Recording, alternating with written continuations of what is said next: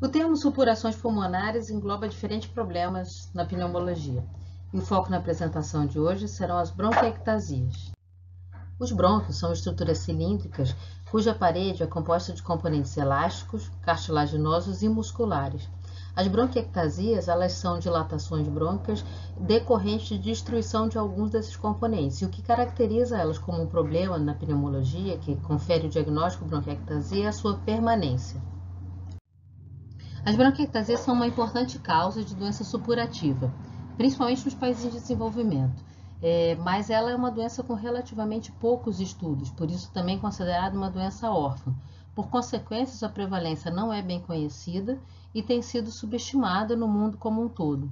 Em locais onde ela é mais estudada, quer dizer, mais documentada, como em países da Europa e nos Estados Unidos, estima-se que a prevalência venha aumentando. Nos Estados Unidos, ela é estimada em 52 casos a cada 100 mil habitantes.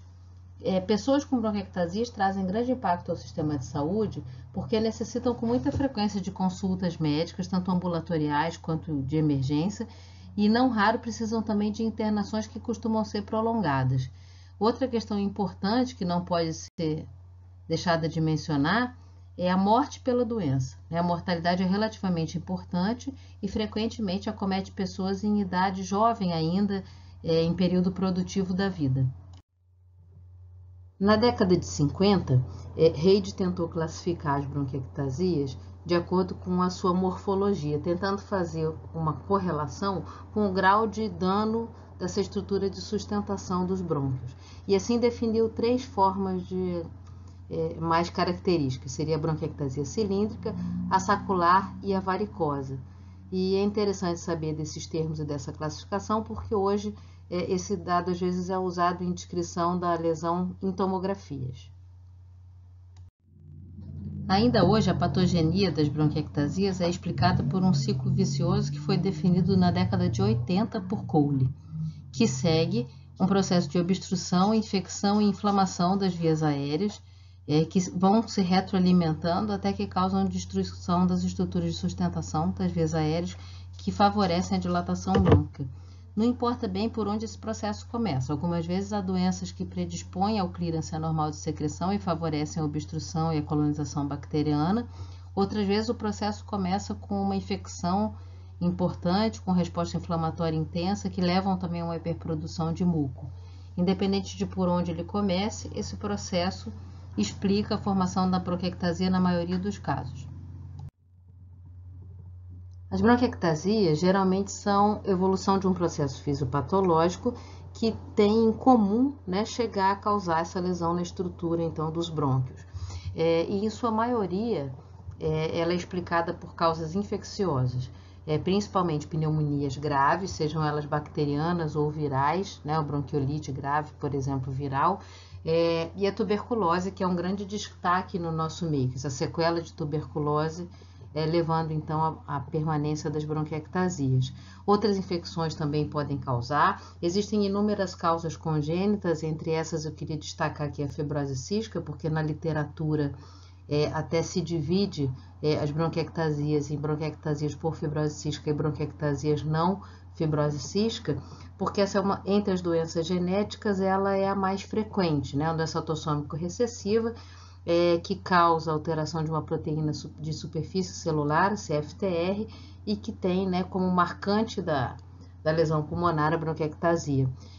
Mas existem uma série de outras causas, assim como a fibrose cística de cinesia ciliar também compromete o muco ciliar, mas é uma doença mais rara, às vezes associada a citos inversos totalis, como é conhecida como síndrome de Cartagena. Existe a deficiência de alfa-maltotripsina, que é uma enzima, na verdade, moduladora da resposta inflamatória pulmonar. Ela, quando está deficiente, é uma causa de enfisema em pacientes jovens, muitas vezes não tabagistas, mas também pode estar associada à formação de bronquiectasias. Síndrome de Muir-Kuhn é uma traqueobroncomegalia congênita, e o William Campbell também é uma causa congênita de bronquiectasias por falta de estrutura cartilaginosa mesmo de nascença.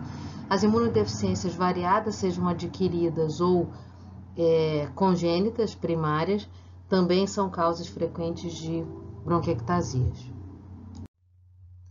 Quando as bronquiectasias são localizadas, a gente vai sempre procurar uma obstrução nesse brônquio, seja intrínseca, seja da própria parede brônquica ou seja extrínseca ao brônquio. Aqui vale alguns destaques, como corpo estranho, principalmente em criança abaixo de 3 anos de idade, que muitas vezes a história não é presenciada, o momento da aspiração. Neoplasias, mais comum em adultos, seja brônquica, intrínseca ou extrínseca ao brônquio. Pode ser também a atresia brônquica, que é uma causa congênita de obstrução localizada. Compressão extrínseca de causas mais variadas, aqui tem um destaque para a linfonodomegalia, que também na faixa etária pediátrica é frequentemente causada por tuberculose, entre várias outras causas aí que podem levar a obstrução localizada. Como sequela de inalação ou aspiração, aqui vale o destaque para a doença do refluxo gastroesofágico com aspiração de conteúdo gástrico ou resíduos alimentares, que é uma causa também bem frequente de bronquiectasia. As doenças reumáticas, várias delas podem levar à bronquiectasia, que tem alguns exemplos, como artrite reumatoide, lúpus, síndrome de Sjögren e policondrite recidivante, e existem ainda outras causas, como doença inflamatória intestinal, a síndrome de Young, que é uma discinesia ciliar com azospermia, sinusite e bronquiectasias, a síndrome da unha amarela, que é um problema de linfáticos, que pode causar quilotórax, também associado à unha em vidro de relógio de coloração amarelada, e muitas vezes no dia a dia as causas não são identificadas quando as bronquiectasias são chamadas então de idiopáticas. Os pacientes podem chegar ao pneumologista com bronquiectasias como um achado de exame de imagem. Às vezes o paciente faz uma tomografia para um pré-operatório, por exemplo, e descobre que tem uma bronquiectasia e não sabia. Mais comumente, no entanto, ela é uma doença que tem manifestação crônica. E entre as manifestações, a que se destaca é a tosse, que inicialmente pode até ser seca, mas que tende a ser uma tosse produtiva constante, que pode cursar com períodos de piora. Esses períodos de piora, ele parecem uma pneumonia aguda. O paciente tem febre, tem às vezes queda do estado geral, mas o principal é que aquela secreção aumenta em quantidade, muda de aspecto, e muitas vezes esse paciente procura, nessas ocasiões, assistência médica, e como as bronquiectasias também dão alteração de ausculta localizada, ele acaba também podendo chegar ao médico com a história de pneumonias de repetição. A hemoptise, que é o sangramento, né, puro ou às vezes até como hemoptóico misturado no escarro, são formas também de manifestação das bronquiectasias. Mais comumente a gente vê o hemoptóico num paciente que já tem a tosse crônica, mas ocasionalmente a hemoptise isolada pode ser manifestação também, geralmente associada a períodos de exacerbação da doença. E quando a causa das bronquiectasias é uma doença sistêmica, como nas colagenoses, por exemplo, muitas vezes a gente tem dados da doença de base que vão dar dica dessa causa, porque fazem esses sintomas da bronquiectasia vão estar dentro de um contexto ainda maior e mais rico. Nós já destacamos a tosse, né, produtiva com expectoração como manifestação principal das bronquiectasias. Esses estertores úmidos são nos locais onde tem bronquiectasia que levam então a essa interpretação que a gente também já falou de pneumonias de repetição. Nesses momentos de exacerbação, outros ruídos adventícios podem ser encontrados também, como roncos e sibilos, por exemplo. A dispneia pode ocorrer só no período de exacerbação, agora dependendo também do grau de comprometimento funcional pulmonar pela extensão dessas lesões pulmonares, o paciente pode ter sinal de dispneia, inclusive no intervalo entre as exacerbações, que pode ser por comprometimento progressivo do quadro. E isso pode vir associado também a sinais claros de doença pulmonar crônica, como deformidade torácica e baqueamento digital, aqui é descrito como hipocratismo digital. E dependendo também desse grau de disfunção, a gente pode acabar encontrando sinais de insuficiência cardíaca direita, pode ter hipertensão pulmonar, com dilatação das câmaras direitas do coração, edema de membros inferiores e até mesmo cianose em disfunções mais avançadas. Nos períodos de exacerbação pulmonar, no paciente com bronquiectasia, a gente identifica então a piora do estado geral do paciente, frequentemente associado a um aumento da quantidade de escarro ou mudança do aspecto, da coloração, da viscosidade ou até com presença de sangramento, mais frequentemente na forma de hemoptóicos, às vezes então associada a sintomas sistêmicos, como febre, perda de peso, entre outros. Uma questão importante do reconhecimento das exacerbações é o seu pronto tratamento e a sua prevenção, porque quanto mais o paciente exacerba, pior é o prognóstico dele, com risco da doença evoluir, inclusive de mortalidade pela bronquiectasia. Os dados clínicos dos pacientes podem, então, nos fazer suspeitar da presença de bronquiectasias, mas o principal exame para essa confirmação diagnóstica é a tomografia de tórax, que é o exame mais sensível para detectar esse tipo de lesão. Sempre após uma anamnese e exame físico, a gente vai tentar imaginar no contexto de cada paciente se alguma daquelas causas tratáveis podem ser o caso, né, daquele indivíduo. E essa avaliação semiológica é que vai direcionar os exames que vão ser escolhidos para essa investigação, porque existem vários dependentes da suspeita de cada caso. Diante de um paciente com bronquiectasias localizadas, a gente destaca a importância da broncoscopia, que muitas vezes, inclusive, é terapêutica, quando na presença de corpo estranho, por exemplo. E outro dado importante no segmento é a avaliação funcional respiratória, uma vez que pode ocorrer uma disfunção progressiva e aumentar o risco do paciente morrer por bronquiectasia, assim como também no segmento, não é um exame diagnóstico, mas de segmento, a cultura de escarro. Essas bronquiectasias são colonizadas por bactérias específicas e o conhecimento dessas bactérias vai direcionar também o tratamento, principalmente nos períodos de exacerbação. A radiografia de tórax não é o exame mais sensível, né, para ver as bronquiectasias. Quando elas aparecem na radiografia, geralmente a lesão já é bem significativa, mas a gente pode ver espessamento peribrônquico, como dá para perceber aqui, ó, nessa região, por exemplo, em que a gente vê a parede do brônquio de um lado para o outro, às vezes formando inclusive a imagem em trilho de trem, né, parecendo um trilho. Pode haver uma acentuação da rede broncovascular.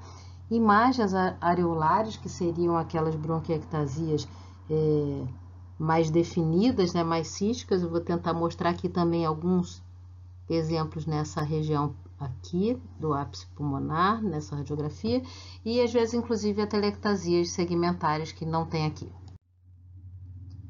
Aqui nós temos o exemplo de um adolescente de 13 anos que se dizia ser portador de asma. E que abandonou o tratamento por um período e reapareceu agora por uma piora do quadro. Esse é um paciente que tem pectus excavatum, né, um externo um pouco profundo, emagrecido, que está evoluindo com o bacteamento digital. Em pediatria, às vezes, o bacteamento não é tão nítido na fase em que ele começa, então a gente usa essa manobra representada aqui na última figura, que é de juntar o dedão de frente um para o outro para ver se o losango que se forma na base da unha ele se perdeu, como acontece aqui, o que a gente chama de sinal de Chanrot positivo. Ele ajuda a gente a identificar a presença de bacteamento digital em fase mais inicial.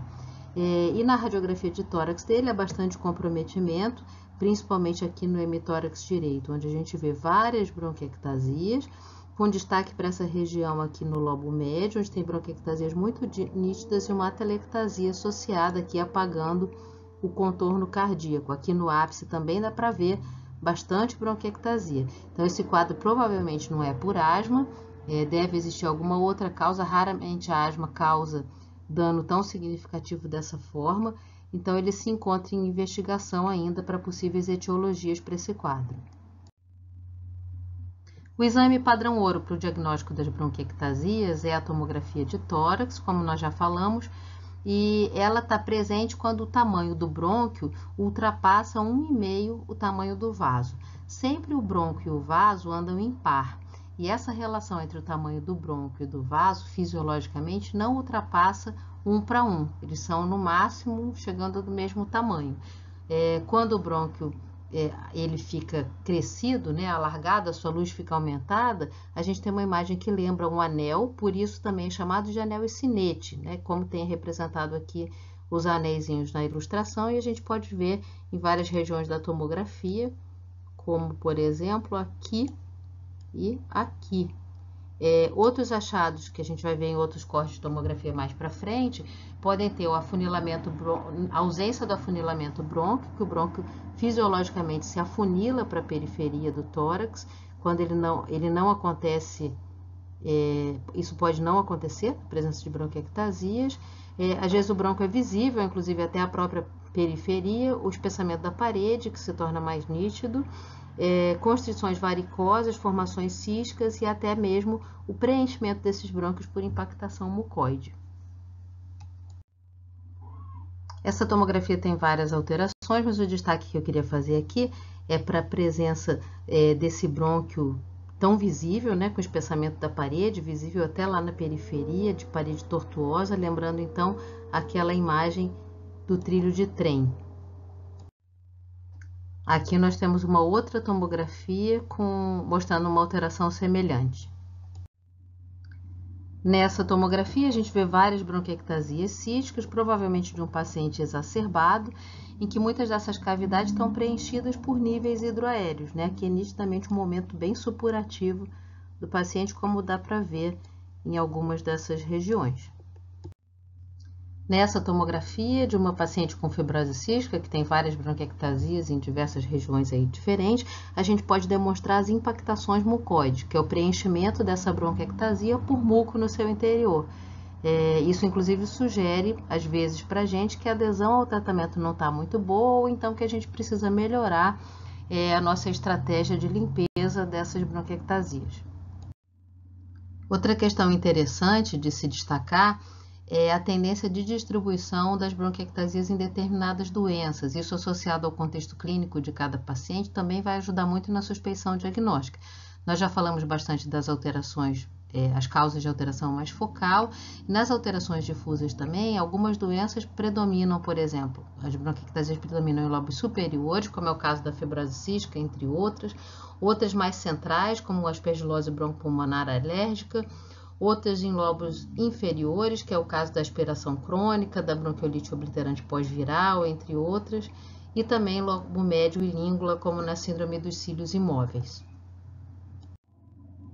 Na avaliação de pacientes com bronquiectasia, a tomografia de seios da face pode ser muito importante, assim como o exame físico, né, de nariz e cavidade oral, porque esses pacientes podem fazer um quadro, às vezes, de bronquiectasia secundária à sinusite crônica, por conta de uma entidade clínica que chama síndrome sino-pulmonar, que é a infecção das vias aéreas superiores, acaba cometendo o pulmão também e pode ter como sequela as bronquiectasias. Na investigação de segmento desses pacientes, a espirometria é uma prova de função respiratória feita com grande facilidade, que pode ser realizada a cada consulta e que nos ajuda a identificar a evolução desse quadro. Não só uma piora em decorrência de evolução natural da própria doença, mas também melhora após determinadas intervenções terapêuticas. Também podemos identificar aqueles pacientes que, mesmo tendo bronquiectasias, funcionem como asmáticos, que têm prova broncodilatadora positiva, e também é um resultado que nos auxilia na escolha de opções de tratamento. Outro exame importante é a cultura de escarro. Rotineiramente a gente procura saber quais são os germes comuns que colonizam esses pacientes, que podem ser hemófilos, moraxella catarrhalis, estafilococcus aureus, alguns gram-negativos, inclusive pseudomonas aeruginosa, que tem um pior prognóstico, e eventualmente germes oportunistas, como micobactérias não tuberculosas e fungos. Esses últimos a gente deve pesquisar pelo menos uma vez por ano, ou quando houver algum contexto clínico que nos faça suspeitar também da presença desses agentes. Esse gráfico representa resultado de um estudo feito no ambulatório de bronquiectasias da UERJ, bronquiectasias não fibrose cística, e que mostra curiosamente aqui uma alta frequência de colonização por pseudomonas aeruginosa no morfotipo pseudomonas aeruginosa mucoide. Esse é um formato em que traduz cronicidade da presença da bactéria, em que ela forma um invólucro tentando se defender contra antibióticos e outras agressões do meio. E muitas vezes, quando vocês estudam em livros esse tipo de fenômeno, assim, encontrar pseudomonas aeruginosa mucoide de paciente de bronquiectasia está muito relacionado a suspeitar de fibrose cística. E a gente vê que mesmo nos pacientes não fibrocísticos, essa bactéria pode estar presente. Embora a gente sempre tente identificar qual é a causa daquelas bronquiectasias, essa investigação às vezes é difícil, essa identificação, e o diagnóstico se dá especificamente em 40% a 70% dos casos, sendo um pouco mais fácil de ser estabelecido em crianças e adolescentes, até mesmo por uma facilidade de memória em relação a eventos de saúde que o paciente pode ter passado nos últimos anos. A investigação de pacientes com bronquiectasia, ela pode ser muito ampla e vai ser direcionada pelo contexto clínico de cada um deles, né? O teste do suor é um exame com muita frequência recomendado porque ele afasta ou confirma a presença de fibrose cística. O que se faz nesse exame é a dosagem da concentração de cloretos no suor, que quando acima de 60 mEq por litro é sugestiva desse diagnóstico. Quando se suspeita de refluxo gastroesofágico, a serografia esôfago-estômago-duodeno, a pH-metria podem ser importantes, a manometria do esôfago, que vê a força de contração do esfíncter esofagiano, a avaliação de fonoaudiólogo quando a gente suspeita de um distúrbio de deglutição.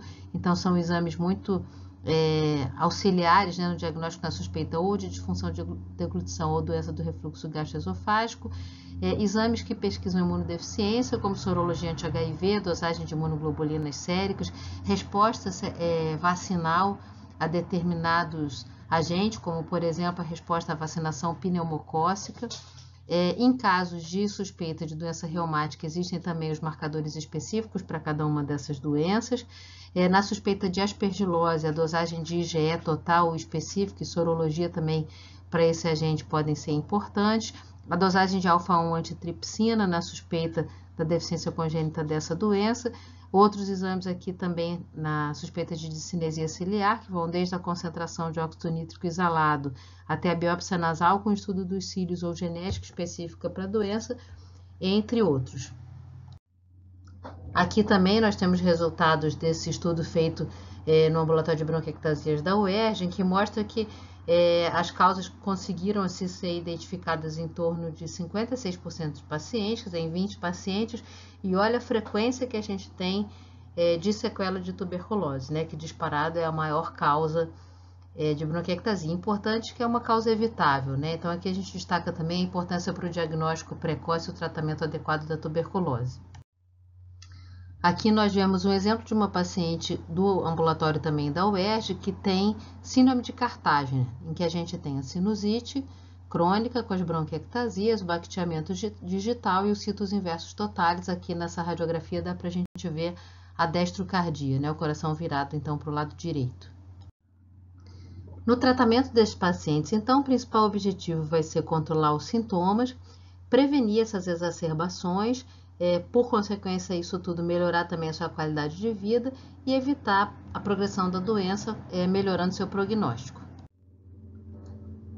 O tratamento dos pacientes com bronquiectasias costuma ser tentando interferir, então, naquele ciclo de Coles, né, aquele ciclo de obstrução, infecção, inflamação e lesão estrutural, e pode requerer diversos passos diferentes. Uma questão importante aqui é a gente dizer que nesse momento em que a gente procura muito saber de evidências sobre tratamentos, a bronquiectasia, por ser uma doença relativamente pouco estudada e ter muito fator de confusão nos estudos, muitos dos tratamentos não têm evidência comprovada, tá? O que não significa dizer que eles não têm efeito, que não precisem ser feitos. Então, um dado interessante também para a gente destacar aqui. Então, em relação a obstrução brônquica, que é um passo importante, vai se tentar usar terapia mucolítica, medicações que liberem esse muco, como, por exemplo, nebulização salina, hipertônica, e fisioterapia respiratória, né, que é fundamental no cotidiano desses pacientes. Em relação a essa terapia mucolítica, vocês podem ler sobre outras drogas, como na fibrose cística existe um mucolítico específico, que é a alfa-dornase ou RHDNase, ainda não liberada para uso em outras doenças, mas que vocês podem ver também em alguns estudos. Outras vezes se usa acetilcisteína, que é um mucolítico específico, também de difícil evidência aí na literatura de benefício. Pode alguns pacientes, inclusive, ter broncoespasmo ou alguma reação a ele, mas que pode ser considerado em alguns momentos. Em relação a infecção, a gente vai tentar usar antibióticos principalmente nos períodos de exacerbação da doença, mas algumas vezes, principalmente quando se dá colonização crônica por Pseudomonas aeruginosa ou até por alguns outros gram-negativos. Tenta-se fazer uma extrapolação do conhecimento que tem fibrose cística e se recomenda algumas vezes antibiótico inalatório, quando disponível, E também, como anti-inflamatório, né, ou medida de resposta imunomoduladora, a gente usa macrolídeo com destaque para azitromicina 3 vezes por semana. Apesar dessa droga ser um antibiótico, nessa frequência de administração, o principal papel dela é como imunomoduladora, às vezes ajudando inclusive a diminuir a frequência de exacerbações, que é o grande objetivo do seu uso. Corticoide inalatório é uma droga que não tem evidência também em literatura, mas que muitas vezes é usada, associada com broncodilatadores. Os broncodilatadores têm maior benefício, principalmente para aqueles pacientes que, além de ter obstrução do fluxo aéreo, têm resposta broncodilatadora positiva na espirometria. Esses pacientes devem fazer também reabilitação pulmonar, além da fisioterapia, e aqui o destaque que a gente faz para atividade física regular, que é fundamental para eles, né? E assim como o tratamento de comorbidades. Existem pacientes que têm bronquiectasia e são fumantes, existem pacientes que têm refluxo gastroesofágico, por exemplo, e isso precisa ser claramente abordado. A fisioterapia, então, é uma das principais medidas no tratamento do paciente com bronquiectasias. O ideal é que ela seja feita todo dia. O fisioterapeuta emprega manobras específicas para facilitar o clearance de secreção, a desobstrução e também evitar técnicas ventilatórias inadequadas que facilitem deformidade torácica. Usa medicações inalatórias, usa equipamentos específicos que podem facilitar, por exemplo, a mobilização de secreção, como a gente vê aqui, esse de bolinha que é o flutter e o de baixo que é a capela. E uma questão importante é que idealmente ela deveria ser feita todo dia. Só que o paciente, principalmente adulto, independente, que trabalha, que tem vida ativa, muitas vezes tem muita dificuldade de estar com um profissional essa frequência toda. Então, o ideal é que ele aprenda manobras específicas, que ele consiga reproduzir em casa e que faça o seu autocuidado diário. O tratamento, então, de paciente com bronquiectasia pode ser bastante trabalhoso, ocupar bastante tempo do dia da pessoa e também envolver o uso de uma série de medicações, cada uma com seus potenciais efeitos colaterais, entre outros problemas. Então, numa tentativa de fazer um tratamento mais individualizado, uma vez que existem pacientes de gravidade muito variada, desde pacientes com bronquiectasia até sem tosse crônica diária, até pacientes muito graves que exacerbam com muita frequência, internam muito, existe uma proposta, né, que essa aqui é da Sociedade Europeia de Pneumologia, em que eles tentam usar um score, um sistema de pontuação, para identificar essa gravidade que tem a ver com o risco tanto do paciente exacerbar, quanto dele morrer por conta da bronquiectasia. Então, de acordo com esse sistema de pontuação, que leva em consideração a idade, IMC do paciente, o valor de VF1, número de internações nos últimos 2 anos, frequência de exacerbações no último ano, score de dispneia, colonização bacteriana e gravidade radiológica, de acordo com esse sistema de pontuação, ele vai classificar o paciente em gravidades variáveis do quadro, que vai direcionar então a proposta terapêutica dele. Essa revisão, então, da Comunidade Europeia, ela, de acordo com a classificação que ela faz, em quadro leve, moderado ou grave, define, então, o grau de intervenção necessário. Então, a fisioterapia aqui a gente destaca mesmo no quadro leve como necessidade diária. Depois, no quadro moderado, ele considera o uso de macrolídeo no paciente que exacerba com frequência, drogas que auxiliem na fisioterapia, como, por exemplo, a nebulização salina hipertônica, que seria um agente hiperosmolar, e corticoide inalatório em alguns pacientes. E naquele paciente mais grave, o uso também de medicações ocasionalmente para tratar a infecção crônica bacteriana, como especificamente no caso de colonização por Pseudomonas aeruginosa, que seria feita através de antibióticos inalatórios. Também esse uso das medicações todas e até suporte de oxigênio ou consideração de transplante de pulmão ou cirurgia mais localizada quando for o caso.